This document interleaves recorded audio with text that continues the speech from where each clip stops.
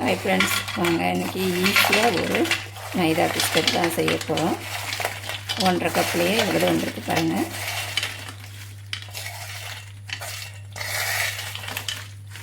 எல்லாருமே விரும்பி சாப்பிட்லாம். குட்டி குட்டியாக அழகாக வந்திருக்கு. வாங்க இது எப்படி செய்யுதுன்னு நம்ம வீடியோக்குள்ளே போய் பார்ப்போம்.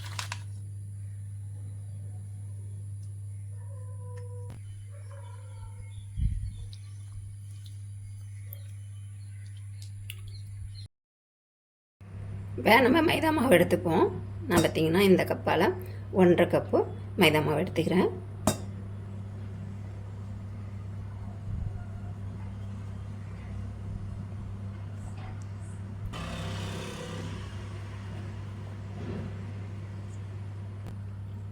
இந்த கப்பால் 1.5 கப்பு மைதா மாவு.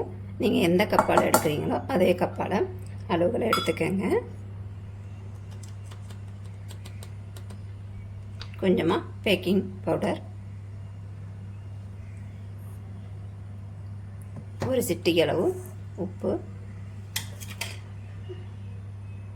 ஒரு 3 ஸ்பூன் எண்ணெய் இல்லைன்னா நெய், ரெண்டில் ஏதாச்சும் ஒன்று எடுத்துக்கோங்க. நான் பார்த்திங்கன்னா எண்ணெய் சேர்த்துருக்கேன். உங்கள்கிட்ட நெய் இருந்தால் கூட நெய் சேர்த்துக்கோங்க. இதை இப்போ நல்லா கலந்து விட்டுக்கலாம்.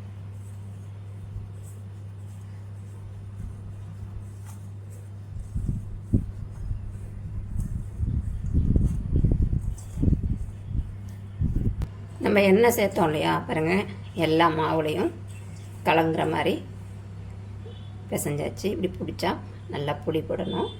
இப்போ நம்ம தண்ணி ஊற்றி கொஞ்சம் கொஞ்சமாக பிசைஞ்சு சப்பாத்தி மாவு பதத்துக்கு கொண்டுட்டு வந்துடலாம். கொஞ்சம் கொஞ்சமாக தண்ணி ஊற்றி பிசைஞ்சு சப்பாத்தி மாவு அளவுக்கு கொண்டு வந்துடுவோம்.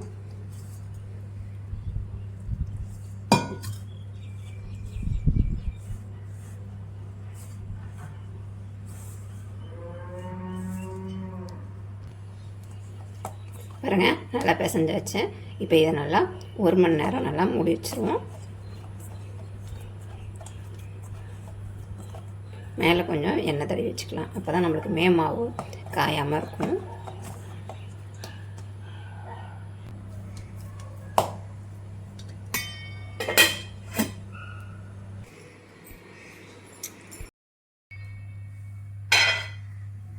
இப்போ பாருங்கள் நல்லா 1 மணி நேரம் நல்லா ஊறிடுச்சு. இந்த மாவை நம்ம 3ஆக பிரிச்சுக்கலாம்.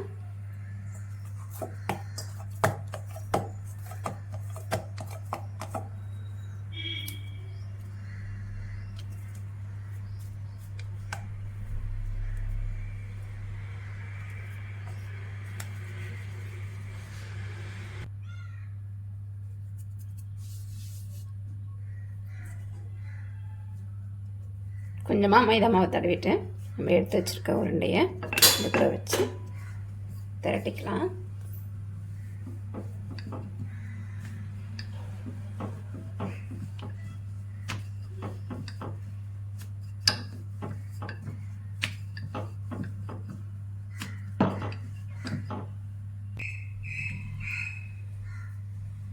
தட்டியாச்சு. இப்போ நம்ம அதை கோழி கட் பண்ணிக்கலாம்.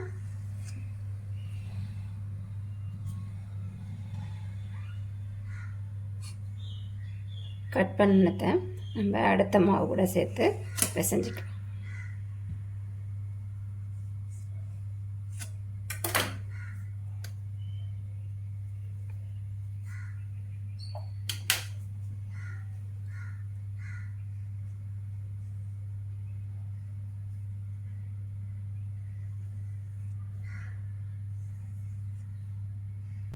கட் பண்ணிட்டேன்.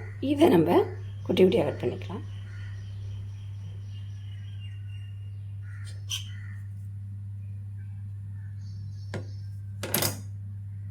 இந்த அளவுக்கு எல்லாத்தையுமே நம்ம கட் பண்ணி எடுத்துக்கலாம்.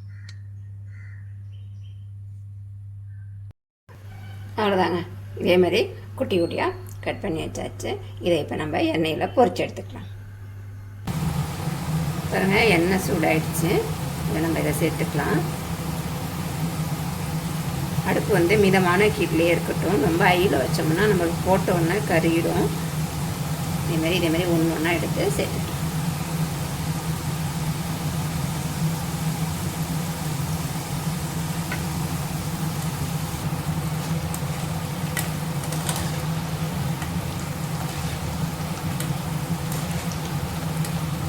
போட்டோடனே கிளறி விடாமல் கொஞ்சம் நேரம் கழித்து இந்த மாதிரி கிளறி விடுங்க.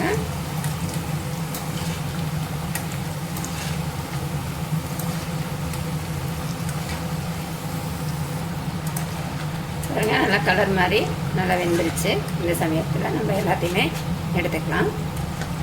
இதேமாதிரி எல்லாத்தையுமே பொரிச்சும் எடுத்துக்கலாம்.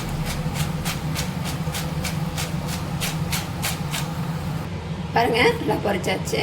இப்போ நம்ம இதுக்கு பாகு, சர்க்கரை பாகு எடுத்துக்குவோம். நான் இதால் 1.5 கப்பு எடுத்தேன் இல்லையா மைதா மாவு, நான் 1/2 கப்பு ஜீனி எடுத்துருக்கேன். உங்கள் ஸ்வீட்டுக்கு தகுந்த மாதிரி நீங்கள் எடுத்துக்கோங்க. இதில் 1/2 கப்பு தண்ணி சேர்த்து, நீங்கள் 1 கப்பு கூட சர்க்கரை சேர்த்துக்கலாம். நான் கம்மியாக தான் சேர்த்துருக்கேன். இது கூட கொஞ்சமாக உப்பு, வாசனைக்கு பார்த்திங்கன்னா ஏலக்காய் தூள் ஒரு 1/2 ஸ்பூன் அளவும் சேர்த்துக்கணும். இது நல்லா கிளறி விட்டுட்டு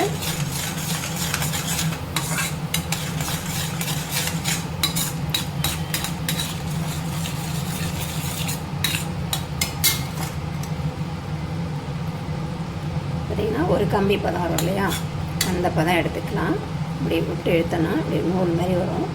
இந்த சமயத்தில் நம்ம அடுப்பு ஆஃப் பண்ணிட்டு நம்ம பொரித்து வச்சுருக்க மைதாவை பிஸ்கெட்டை இது கூட சேர்த்துப்போம்.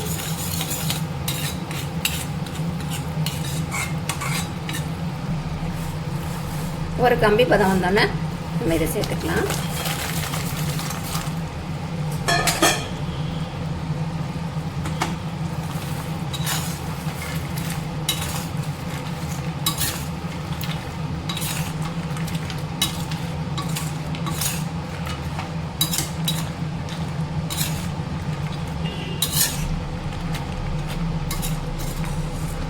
இதில் ஒரு 1/4 மணி நேரம் இல்லை நல்லா 1/2 மணி நேரம் நல்லா ஊற விட்டுட்டோம்னா நம்மளுக்கு மைதா பிஸ்கெட்டு ரெடி ஆகிடுங்க. பார்த்திங்கன்னா அடுப்பு ஆஃப் பண்ணிட்டேன். இது அப்படியே நல்லா ஊறட்டும்.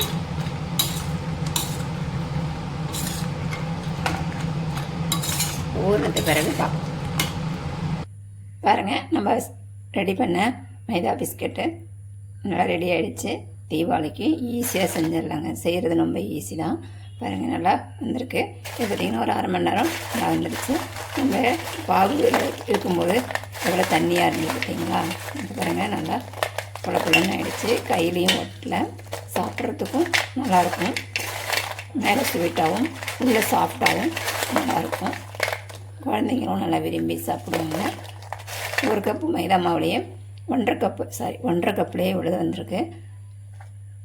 நீங்களும் இதுமாரி ட்ரை பண்ணி பாருங்கள். வீடியோ பிடிச்சிருந்தா லைக் பண்ணுங்கள், ஷேர் பண்ணுங்கள், கமெண்ட் பண்ணுங்கள்.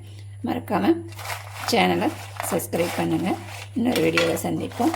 பாய்.